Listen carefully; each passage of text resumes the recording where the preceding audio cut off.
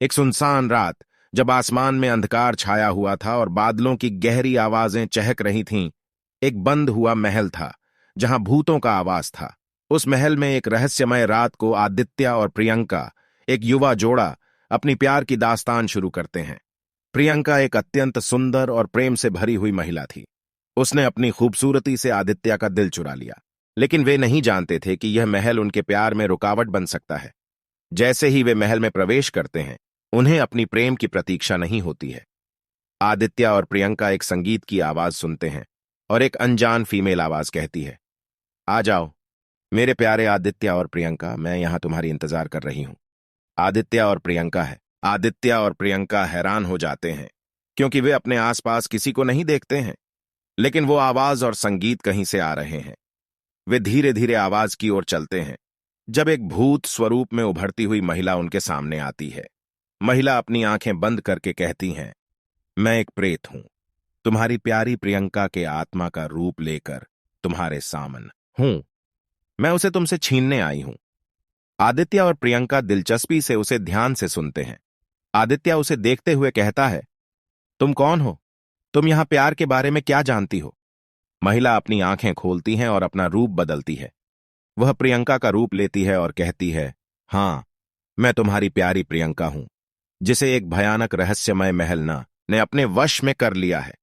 अब तुम इस महल से बच नहीं सकते। आदित्य और प्रियंका भयभीत हो जाते हैं और महिला की ओर आगे बढ़ते हैं। वे उनकी आंखों को काटने की कोशिश करती हैं और दुर्गंधित हंसती है। धीरे धीरे महिला का रूप फिर से बदलता है और वह उसे अपने बाहों में लेती है। प्रियंका की आत्मा अब उस भूतिया महिला के काबू में है। आदित्य दिलजले से प्रियंका को बचाने के लिए लड़ने का निर्णय लेता है।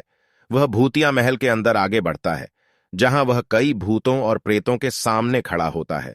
उनकी दहशतवादी आंखों के सामने भी आदित्य अपनी प्रेमिका की खोज करता है।